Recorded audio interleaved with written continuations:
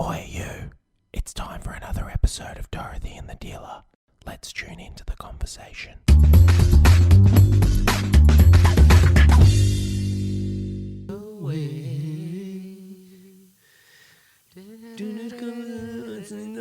Sliding away. I knew a man, he came from my hometown. Paul Simon and Art Garfunkel. Great song. It really reminds me of when I was about 8 or 10 years old, summertime in Dublin, listening to that song. Many years away. ago. Yeah, many years ago. Today I realised that I'm double the age of one of the clients I was speaking to. And, thanks for that. I call them kids all the time, They're and then kids. I say, it's because I'm fucking old enough to be your dad. Yes, Which, I remember, not so long ago, I'd tell someone, they'd say, what's your date of birth? And I'd say 72, and they'd go, oh, you're only a fucking young kid. And I'm like, no, I'm not. It's not like that anymore. It's still like that. Depends on who you're talking We're all going to die. to. Yes. That's We not are. what this podcast is I know, about, but I'm though. just We're saying, not- slip sliding away. Is that why? We're We all were gonna singing die. in the car the other day. We came up with all these songs that were in our head, and we thought we could use that for the podcast. Yeah.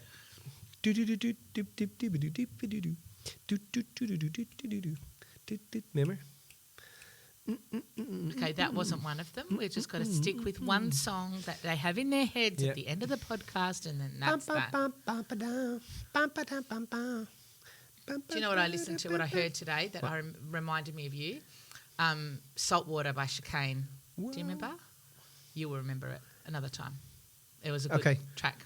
Anyway, You really we were liked going it. to talk about something that I was listening to Joe Rogan doing an interview with a very, very famous, I cannot remember the chap's name, very, very famous Brazilian MMA fighter. One of the guys that's, was trained by the Royces, and absolutely incredible MMA fighter. And he was talking about, he'd be hanging out in places and where fights would kick off, and someone would come up and be, wanting to, drunk and wanting to pick a fight with him, and he'd be like, mate, I don't want to fight you, and trying to, really appease the situation. And he said, then he said, as I'd be trying to appease the situation, he said, I would wait for the guy to click. And Joe's like, what do you mean? He goes, well, the guy would click, and then he'd think that the reason I was trying to get away or trying to stop it from kicking off was because I was afraid or I was weak. And then he said, I'd wait for the click, and then I'd turn to him and I'd say to him, you understand the reason I don't want to fight you is because I don't want to kill you. And then he's like, then it would click again, and the guy would realize, holy shit, this guy's serious. He really is trying to save me from myself and stop me killing myself or getting beat into oblivion. And the reason I was thinking about that was because, in what we do, every now and then we will come across people that you have to kind of save them from themselves. Do you know what I mean? Like I'll be dealing with personal clients, and it's like, unfortunately, they take our generosity or our compassion or empathy and they think it's weakness. Do you know what I mean? And they think that, familiarity builds contempt. They get familiar with you and they become they think that you're their friend. Does that make sense? But it's a skew-whiffed version of a friend. They think they're the friend and they can do the wrong thing. They can take advantage of you. They can take the piss. They can, want you to create 2 rules for them and 1 rule for everybody else. Do you think that's a friendship thing, though? No, but this is why I say it's a skew-whiff version of a friend. Okay. Because, if a friend will put up with your bullshit, a true friend won't. Yeah. Does that make sense? So then I have to... I do see it's a familiarity thing. I agree with that for 100%, because Yeah. I feel like, Yeah. I think because of what we do, and like when people work with us in terms of relationships and and do some of the seminars, and they see that we are totally committed to helping people and totally committed to doing the very best that we can, with the processes and with the systems and with everything that we've got. And everything, it's important for people to understand, like everything that we've got in terms of working with people is designed. We base every move that we make on our avatar. in us making this move, is this going to help our avatar? Is this going to help our ideal client? Is this going to help the people that we work with? How would our people feel about this? How would our people feel about that? Yeah. And over the years, like with anybody venturing into a contract with us, or anybody venturing into a coaching service or into any of the seminars, everything that we build is designed to be able to protect the client from themselves. Mm-hmm. Do you know what I mean? Yeah. And that's done. Yeah. Go on. And that's done out of a high level of out of a boundary and a high level of self-worth that we have for what we do and who we are and what we deliver. Do you know what I mean? But sometimes people think that because we are this way that... Yeah, but which way? That's what I'm trying to get Well, you to say. Like, because the fact that we're in these... We do this work and the fact that we are... we connect with people at such a deep level that...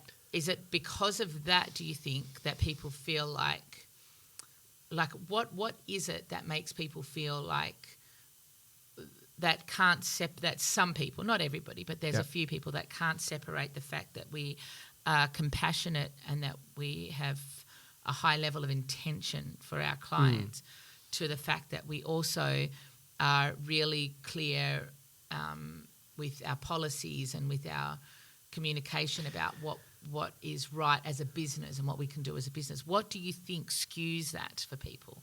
Do you know what I mean? Well, do you think it's because they are confusing the kindness for weakness? Yeah. You think it's because, so maybe, yeah, okay. But so people they're naturally do that. You know, I've done it. How? Well, I've done it. I've done it with my mentors. Right. I've confused their kindness with weakness. Yeah. Do you know what I mean? Only to be met with, a line, which was important because I needed to see that line. And then I saw their compassion and their empathy for me to be able to go, Mitch, that's a line, don't cross that line. And everybody does it because we do it from when we're young. Yeah, we got to see where the lines are to see Of course, because we know the people with the greatest boundaries are the ones that love us the most and give a shit about us the most. And so, we love the people that we work with. But we love them enough to say that's okay and that's not okay. Yeah. Do you know what I mean? We love ourselves enough as well, and the rest of our clients enough as well. Of to course, do that, because that's an important point. You can't have one rule for one person and another rule for anybody else and think that it works and that it's okay. So but everybody has that in their lives, and if you don't have any boundary, if you don't have any self-worth, you won't have any boundary and people will walk all over you. That's with everything, right? That's in business, that's with your family, that's with your friendships. It's like there's a line here. And I've had to draw some tough lines with my family over the years, like some tough lines. Yeah. Do you know what I mean? That goes, that's not okay. Yeah. I will not put up with that. Yeah.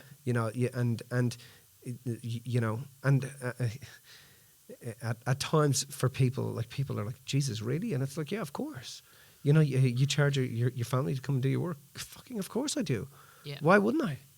Yeah. And if you're asking me to not charge my family, then you're asking me to make 2 rules for you and 1 rule for everybody else.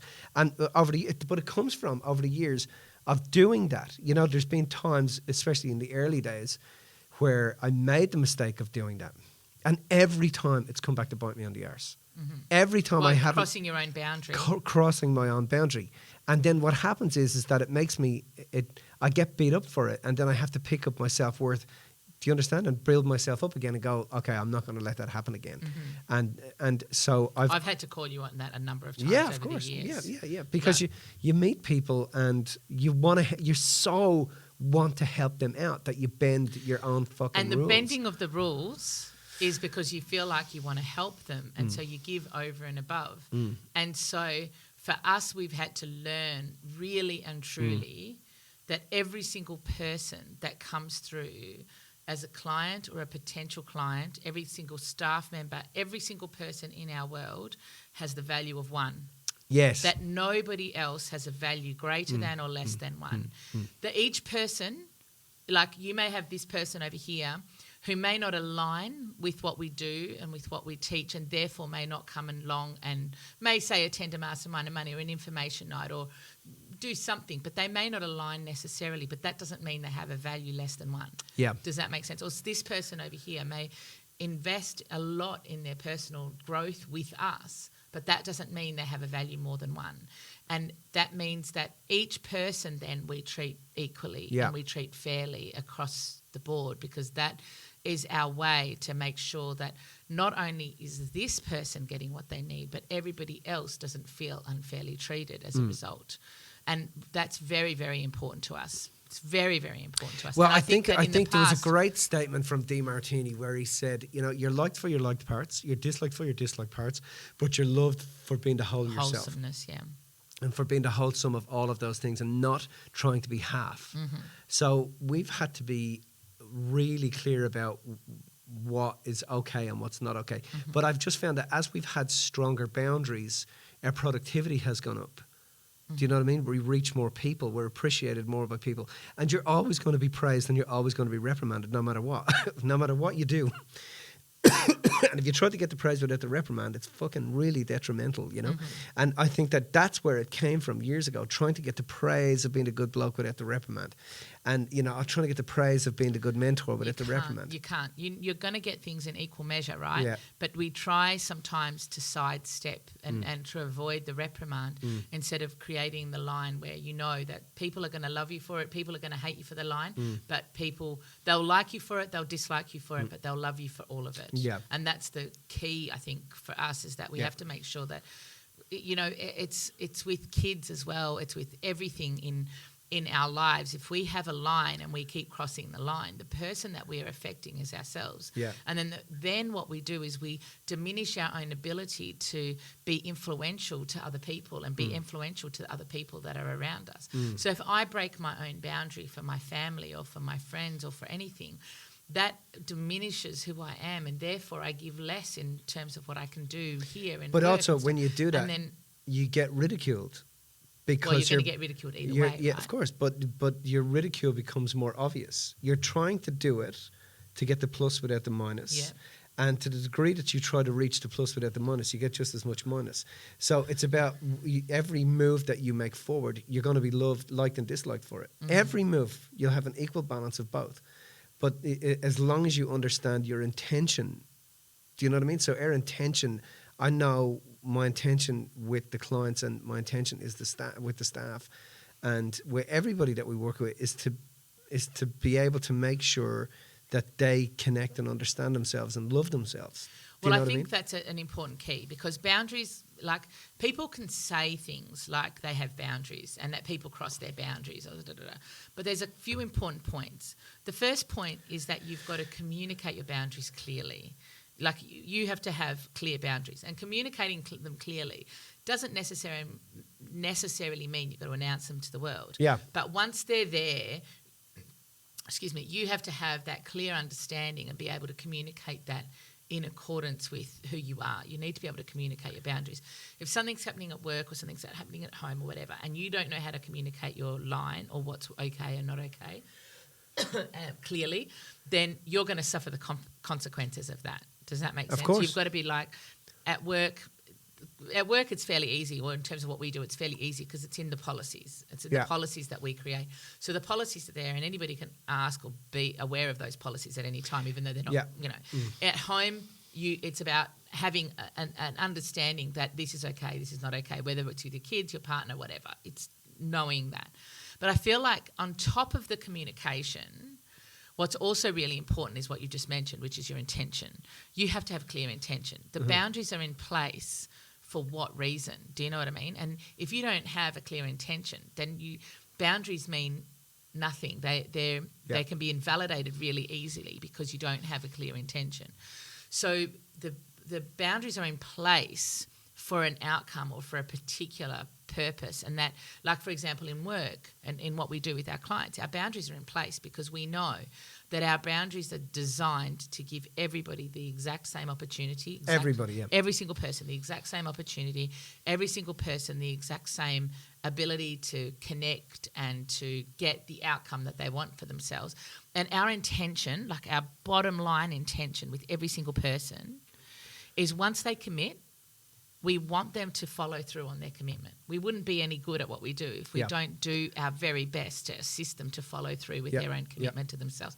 It's like having a personal trainer there you don't commit to your growth, and they're not committed to helping you push through the stuff that they know is in the way of you getting ahead. It's exactly the same thing. It's just we don't do the physical body.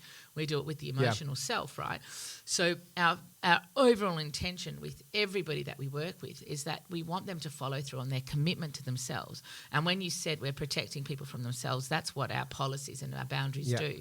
They also have an intention of protecting the staff and protecting the time and the energy that is spent in working with people and stuff like that. So we definitely do that. Oh, we say it all the time. Like we're super protective of the team that we put around 100%. people. That's not something that we just say for the sake of saying it. Yeah. 100%. We're really, really mindful of the fact that people who work with us have committed to doing so because they're ready to step up in their personal growth at some level or another, whatever level that is, whether that's an accountability diary level, whether it's a transforming their wealth level, whether that's a being a personal client level. It doesn't matter. Each of them are committed to their growth at that level, and we're committed to assisting them at whatever level that is. So it's not something we just give lip service to.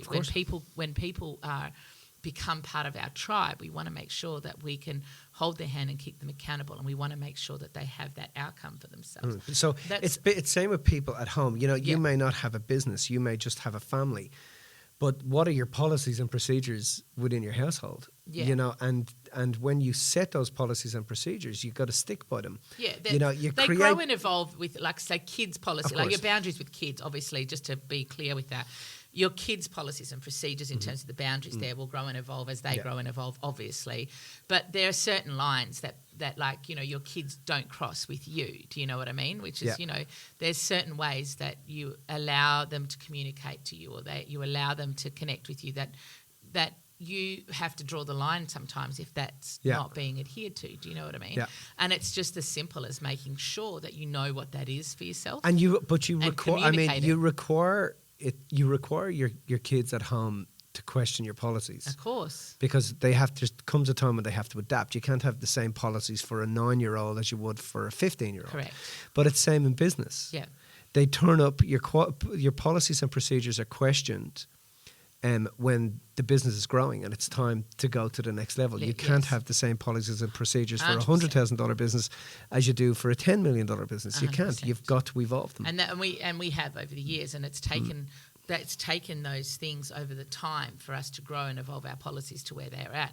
And our policies will continue to grow and evolve, and our boundaries will continue to grow and evolve as we move forward. So I think the message is that making sure that you have a clear intention about what is, because when you do, what your boundaries are and what your lines are for you, whether it's personal, whether it's business related, whether it's financial, whatever it is, so that you now can have the best opportunity for yourself to grow, and also for the people around you to grow, and then also for people to have a level of compassion and empathy. Brené Brown says it, that the people that have the clearest boundaries are the ones that are the most compassionate. And it's so true, because when it's not a weakness, having a and this coming back to where we started from, us being people mistaking the fact that we can care for people as a fact that we would negate our own policies is definitely a misunderstanding on some people's behalf. And we consider ourselves certain and clear and present and mindful about what our policies are, and we create them for the equal purpose of everybody getting the outcome that they need, just like we do at home, just like we do at work, just like we do in the offices. We do that across the board. Yeah, and that's how you got to do it yourself, is you got to think of, your customer is like your kids. You're trying to protect them, and you do it because you care and because you give a shit, because you understand what your product is going to deliver for them, And if they stick with and make sure they stick in their integrity and honor their agreements, we say it all the time, every event, honor your agreements. If you make an agreement, honor the agreement. And I think that what that does is it right from every human being, right from when they grow up, instilled into them is that there were certain agreements that allowed the household to function and work correctly and allows life to work correctly. And the reason we have agreements in life is because agreements make life work. The reason people's lives get fucked up is because they make agreements, they break those agreements, and then they have justifications and belief systems, which are all lopsided, non-substantiated, completely misinformed shit, telling them why it's okay for them to do that. But that's why your life is fucked up, because you're making agreements and you're breaking them. 100%. Cool. There you go. Because then everything starts slip sliding away. Slip sliding away. There you go. I brought the song back. I don't know that bit. Obviously. Okay. Okay. See you around like a Ritzel. Yeah. If you found this information inspiring, make sure you subscribe and tune in to the next Dorothy and the Dealer podcast.